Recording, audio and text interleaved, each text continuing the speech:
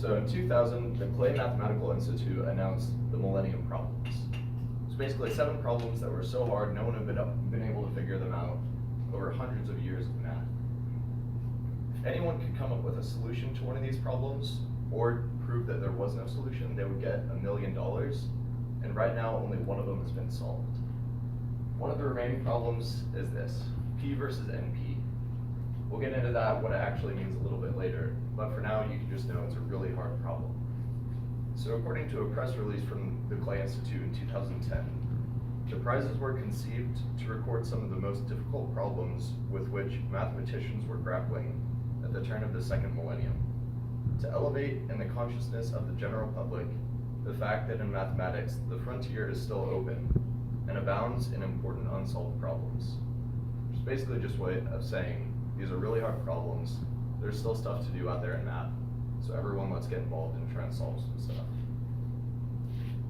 So this in particular, P versus NP, is interesting because it's not just math, it's also a little bit of computer science. So I've been studying it for about the past 4 years. Not this exactly, but math and computer science. Basically, by learning how computers solve problems, by how we classify them, and how various automated solutions take out these problems, we can have a better understanding of how the world works and how stable those solutions are. So, to learn more about this, we're first going to go over some definitions. What is P, what is NP? Then we're going to talk about real world examples, and finally talk about the impact it would have if P equals NP or P doesn't equal NP. So first, to understand all this, we need to understand problem classification. Basically, there's a branch of mathematics that deals specifically with problem classification, and it's important because we need to know for any given problem, is there a solution to it, and how fast can we find a solution? Because if there's a solution out there, but it's going to take us 1,000 years to solve it with a computer, for all intents and purposes, it doesn't really exist. So, according to Dr. Dasgupta, Dr. Papadimitriou, and Dr. Vazirani in their algorithms textbook for Berkeley, P, for P versus NP, stands for polynomial. It's basically problems out there that we have a given solution, we know how to solve them in at least polynomial time, which means as the problem gets harder, we can still solve it efficiently.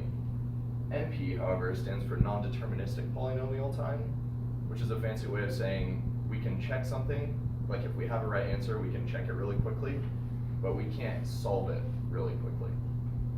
So that's the hard part of this problem. Mathematical proofs are an example of an NP problem. If someone gives you a proof, you can tell whether it's correct pretty quickly, but actually coming up with that proof is very difficult. So there's also another subset of NP that's NP complete, and these are basically problems where mathematicians have figured out that they're all the same. So if we solve one, we've solved them all. So a good example of a P problem is the minimum spanning tree. So I don't know how many of you are familiar with graph theory, but for mathematics, this is a graph. The best way to think of it is all the circles are cities, all the lines between them are roads. All the numbers are just either saying the name of the city or the number of miles between roads.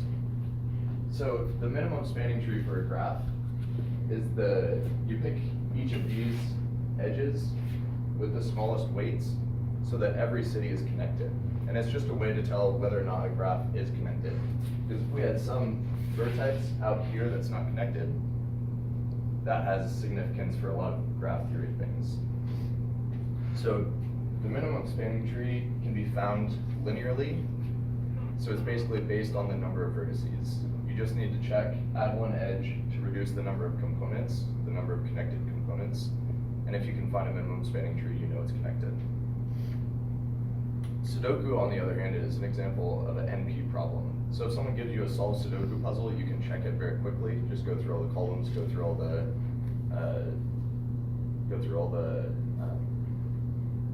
other parts of the Sudoku puzzle, and basically just figure out if it's solved.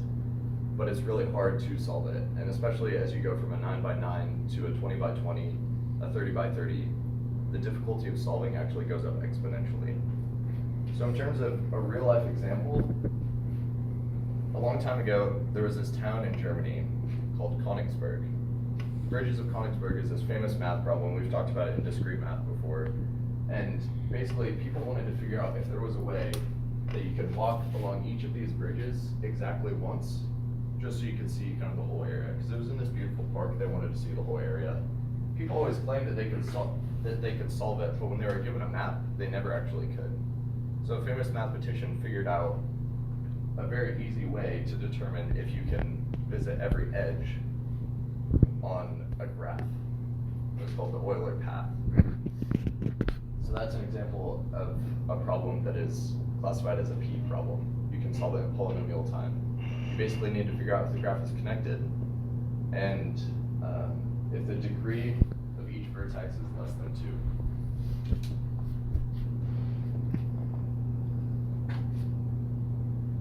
On the other hand, there's another problem called the traveling salesman problem, where you basically need to figure out if you can visit every vertex on a given path. So that's relevant for like a FedEx driver who needs to deliver a lot of packages. They need to go to a lot of different cities and find the most efficient path where they can actually do that. That's another problem that's an example of NP. So if P equals NP, there are some good things. For example, we'll be able to do the traveling salesman problem a lot faster, deliver things a lot faster.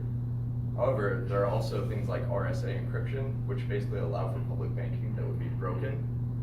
So that would be very bad. I mean, it's kind of a foundational aspect of society, and that would be broken. So now that we know kind of how stable these solutions are, P versus NP, we know how solving this big problem would actually impact our lives. We did that by going over definitions, so we could actually talk about things, talked about some real life examples, and then what it would mean for society if we actually solved P versus NP.